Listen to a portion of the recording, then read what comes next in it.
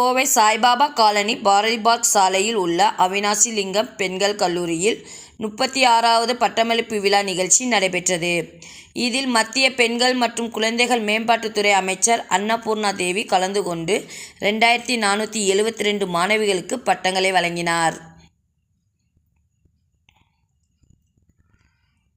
Kovai Saibaba colony Bharathi park சாலையில் உள்ள அவினாசி லிங்கம் பெண்கள் கல்லூரியில் 36வது பட்டமளிப்பு விழா இன்று கல்லூரி விழாவில் அரங்கில் நடைபெற்றது.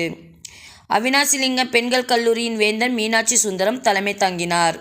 துணைவேந்தர் பாரதி ஹரிசங்கர் வரவேற்புரையாற்றினார். தொடர்ந்து சிறப்பு விருந்தினராக கலந்து கொண்ட மத்திய பெண்கள் மற்றும் குழந்தைகள் மேம்பாட்டுத்துறை அமைச்சர் அன்னபூர்ணா தேவி பட்டமளிப்பு விழா பேருரையாற்றி மாணவிகளுக்கு பட்டங்களை வழங்கினார்.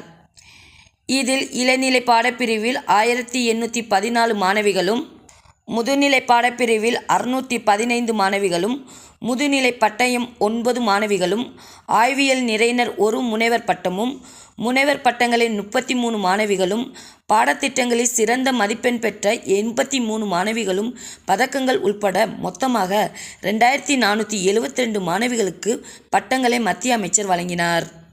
முன்னதாக விழா பேருரையாற்றிய மத்திய அமைச்சர் அன்னபூர்ணா தேவி மாணவிகள் மத்தியில் கூறியதாவது: அவினாசி லிங்கம் பெண்கள் கல்லூரி அசாதாரணமான சாதனைகளை தொடக்கத்தில் இருந்தே செய்து பெண்கள் கல்விக்கான அசைக்க முடியாத அர்ப்பணிப்பை கொண்டுள்ளதை நான் இங்கு காண்கிறேன். அதற்கு முதலில் தனது பாராட்டுகளையும் வாழ்த்துக்களையும் தெரிவிப்பதாக தெரிவித்தார். மேலும் பிரதமர் நரேந்திர மோடியின் தொலைநோக்கு திட்டத்தின் கீழ் 2047ஆம் ஆண்டுக்குள் சுயசார்பு உள்ளடக்கிய இந்தியாவை உருவாக்கும் வகையில் இந்தியாவை வளர்ந்த நாடாக மாற்ற வேண்டும் என்ற கனவை நனவாக்க அனைத்து துறைகளிலும் பெண்களின் பங்களிப்பு அவசியமானது மற்றும் முக்கியமானது என தெரிவித்தார். பெண்களின் வளர்ச்சிதான் வருங்கால நாட்டின் வளர்ச்சி என்பதை அவர் புரிந்து வைத்துள்ளார். இதனை இவ்வாறான நிகழ்ச்சிகளில் உறுதி செய்கிறேன் எனவும் இதனை வரவேற்பதாக தெரிவித்தார். தொடர்ந்து அவினாசி லிங்கம் பெண்கள் உயர்கல்வி நிறுவனத்தின் பதிவாளர் இந்து நன்றியுரை வழங்கி நிகழ்ச்சியை நிறைவு செய்தார் என்பது குறிப்பிடத்தக்கது.